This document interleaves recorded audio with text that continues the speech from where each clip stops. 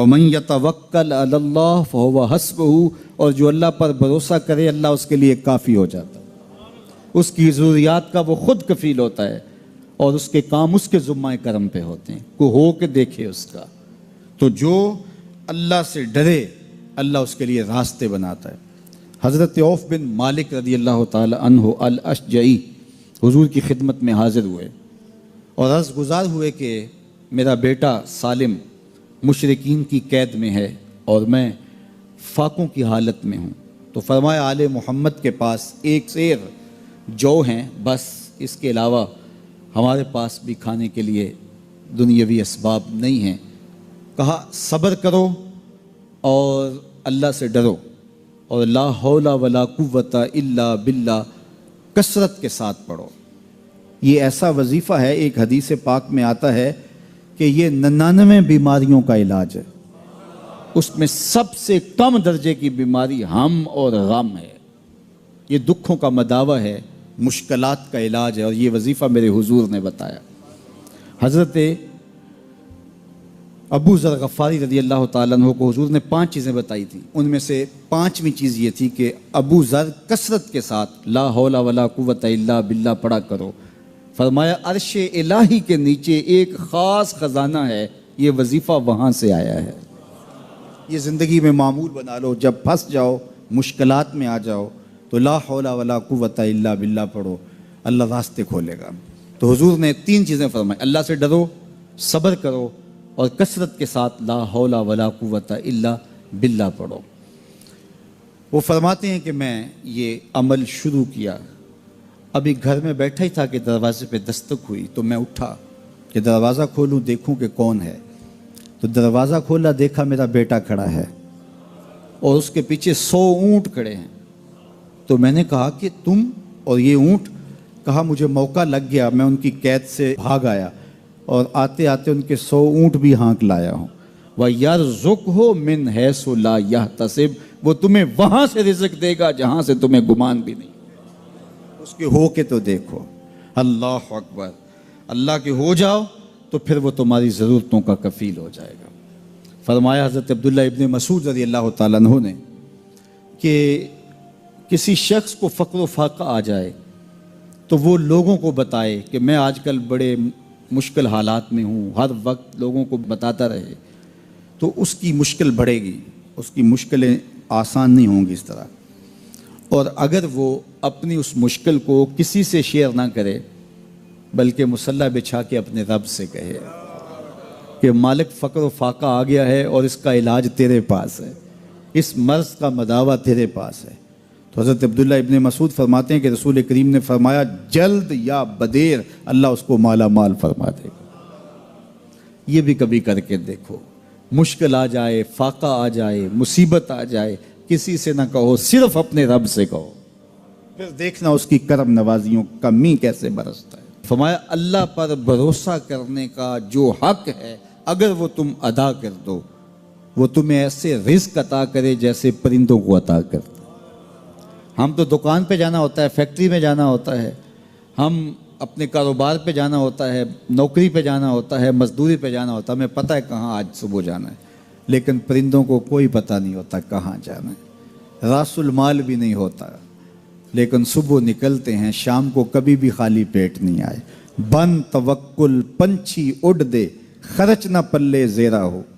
گھر سے خالی پیٹ نکلتے ہیں، جب واپس آتے ہیں تو پیٹ بھرے ہوئے ہوتے ہیں، اور پھر جو ان کی ضرورت ہوتی ہے اللہ وہ ساری ضرورتیں پوری کرتا ہے، جو ضرورت ان کی ہوتی ہے۔ یہ شیر کتنا گوشت کھاتا ہے اللہ روز اسے دیتا ہے، یہ ہنس روزانہ سچے موتی کھاتے ہیں، اور آپ مارکیٹ میں لینے جائیں لاکھوں روپے لگا کے تولے ماشے کے حساب سے آپ خریدتے ہیں، پھر بھی آپ کو یقین نہیں ہوتا کہ یہ سچے ہیں یا 2 نمبر ہیں۔ اور ہنس دنیا پہ کروڑوں جانور پائے جاتے ہیں، روز کھاتے ہیں، صبح بھی، شام بھی، دوپہر بھی، پیٹ بھر کے کھاتے ہیں، اللہ روز انہیں عطا کر۔ کہا اس پہ بھروسہ تو کر کے دیکھو، وہ تمہاری ضرورتوں کا کفیل ہوگا، اس پہ بھروسہ کرو گے وہ تمہیں وہاں سے دے گا جہاں تجھے گمان بھی نہیں ہوگا۔ ارشاد فرمایا جو اللہ سے ڈرے اللہ اس کے لیے راستے کھول دیتا ہے، اور اللہ اس کو وہاں سے دیتا ہے جہاں سے اسے گمان بھی نہیں ہوتا۔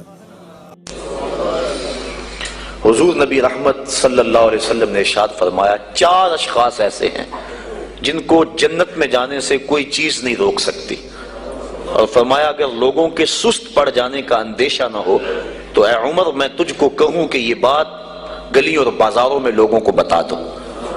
اور پھر حضور نے ان 4 اشخاص کا تذکرہ کیا۔ ایک وہ شخص جو والدین کے ساتھ حسن سلوک کرتا ہے، دوسرا وہ شخص جس کی اولاد زیادہ ہے ذرائع آمدنی تھوڑے ہیں لیکن وہ اپنی اولاد کے پیٹ میں لقمہ حرام نہیں جانے دیتا۔ جب ذرائع آمدنی زیادہ ہوں اور پھر حرام سے بچنا یہ بھی بہت بڑی سعادت ہے، لیکن جب ذرائع آمدنی بھی تھوڑے ہوں اور اولاد بھی زیادہ ہو تو پھر حرام سے بچنا یہ بڑا مشکل اور آزمائش کا مرحلہ ہوتا ہے۔ تو جو اس موقع میں رزق حرام سے بچا، قیامت کے دن حضور کے فرمان کے مطابق جنت میں جانے سے اسے کوئی شے نہیں روک سکتا۔ اور ہم صحابہ کی زندگیاں دیکھتے ہیں، فجر کی نماز ہوتی ہے، ایک صحابی جلدی سے اٹھ کے چلے جاتے ہیں۔ ایک دن آقا کریم نے پوچھا کہ ابو درداء کیا بات ہے؟ تو حضرت ابو درداء نے عرض کی حضور آپ جانتے ہیں آج کل مدینے میں کھجوریں پکنے کا موسم ہے اور سحری کے وقت ٹھنڈی ہوائیں مدینے کی سرزمین کو سلام کرنے بھی آتی۔ میرے ہمسائے کے صحن میں ایک اونچا لمبا درخت ہے کھجور کا جس کا جھکاؤ میرے گھر کی سمت ہے، اور جب ہوا چلتی ہے تو اس سے کھجوریں ٹوٹ کے میرے ویڑے میں گر پڑتی ہیں۔ میں جلدی جلدی اس لیے چلا جاتا ہوں کہ بچوں کے اٹھنے سے قبل وہ کھجوریں اٹھا کے ان کے گھر میں پھینک دوں، کہیں ایسا نہ ہو کہ میرا بچہ کوئی کھجور اٹھا کے اپنے منہ میں ڈال لے۔ یہ صحابہ کا مزاج۔ اور ہماری سڑک سے گنے کی ٹرالی گزر کر تو دیکھیں، ہم بچے کو شاباش دیتے ہیں کہ بڑا دلیر نکلا ہے۔ جس کو آج آپ حوصلہ افزائی کر رہے ہیں کل بڑا ہو کے ڈاکو بنے گا، کل بڑا ہو کے راہزن اور لٹیرا بنے گا۔ اولاد کی تربیت کے باب میں یہ بات ہے کہ اگر وہ گناہ کا ارتکاب بچپن میں بھی کرتے ہیں تو ان کی وہاں حوصلہ شکنی کی جائے تاکہ ان کے دل میں گناہ سے نفرت پیدا ہو جائے۔ تو حضرت ابو درداء نے عرض کی حضور میں اس لیے جلدی چلا جاتا ہوں کہ ہمسائے کے گھر سے جو کھجور کا درخت ہماری سمت جھکا ہوا ہے اس کی کھجوریں جو گرتی ہیں میں ان کو اٹھا کے ان کے صحن میں پھینک دوں تاکہ کہ میرا بچہ وہ کھجور اپنے اندر نہ لے لے۔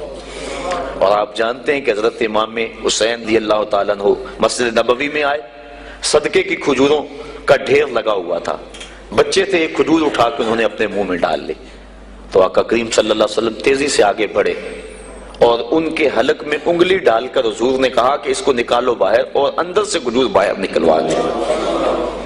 میں اور آپ اپنے رزق پر اگر غور کر لیں اور اپنے رزق کی حلت کا سامان کر لیں تو عبادت کی لذت نصیب ہو جائے۔ تیسرا وہ شخص کہ جس نے ایسی سچی توبہ کی کہ دوبارہ گناہ کی طرف جانا اتنا مشکل ہے جس طرح تھن سے نکلا ہوا دودھ دوبارہ اندر نہیں جا سکتا۔ اور چوتھی وہ عورت جس نے اپنی ساری محبتیں اپنے خامد پہ نچھاور کر دی اور اس حال میں مری کہ اس کا خامد اس پہ راضی تھا، اس کو جنت میں جانے سے کوئی چیز نہیں روکی۔